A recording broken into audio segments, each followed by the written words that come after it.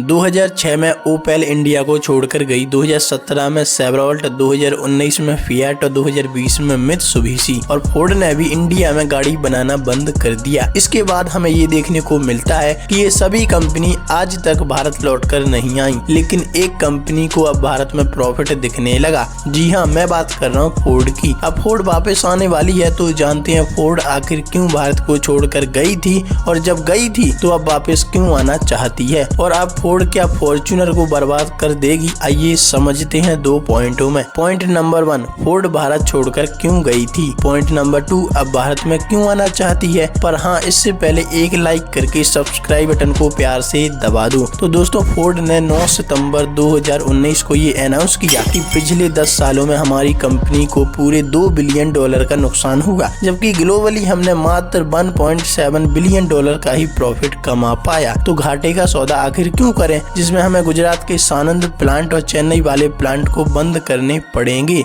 और कर भी दिए। दोस्तों, इतने बड़े नुकसान के पीछे का कारण था प्रोडक्शन में कमी और ग्लोबल मार्केट में पूर्ति ना कर पाना। एक तरफ देखा जाए तो फोर्ड ने इको स्पोर्ट जैसी कार को लगातार मार्केट में उतारा, जिसे अपग्रेड करने की जरूरत थी, और फोर्ड ने ऐसा किया नहीं। तो एक समय तक तो शुरुआती समय में ये खूब चली, लेकिन अपग्रेड ना करने की वजह से ये किया मोटर्स और एमजी को टक्कर नहीं दे पाई। फोर्ड के इतने बड़े लॉस का मेजर रीजन बताता है कि इसने थोड़े से प्रॉफिट के लिए 2 बड़े हैवी प्लांट लगाए, जिसमें मशीनरी, एम्प्लॉय और भी सामान में इसने जरूरत से ज्यादा पैसा स्पेंड किया और शुरुआती समय में ही $1 बिलियन खर्च कर दिए इस प्लांट में, ये सोच कर कि इको स्पोर्ट अब हमारी चल पड़ी, लेकिन अपग्रेड ना होने की वजह से ये लॉस का सामना करना पड़ा। लेकिन अब पॉइंट नंबर 2 में समझते हैं आखिर क्यों आना चाहती है ये इंडिया। तो इसका मेजर रीजन है फॉर्च्यूनर का ज्यादा भारत में टिकना, क्योंकि इसके अलावा भारत में कोई व्यक्ति हैवी कार को मानता ही नहीं और काफी समय से इसके जैसा कोई मार्केट में उतरा ही नहीं, और पिछले कुछ सालों से फोर्ड बाहरी देशों में भी लॉस का सामना कर रहा है। ये सोचकर फोर्ड अपना दोबारा इतनी बड़ी आबादी वाले देश में लक आजमाना चाहता है। और वैसे फॉर्च्यूनर की इतनी बड़ी आबादी वाले देश में एक महीने में 3000 यूनिट बिक जाती हैं, तो फोर्ड एंडीवर की 1000 भी बिक गई ना, तो ये सरवाइव कर जाएगी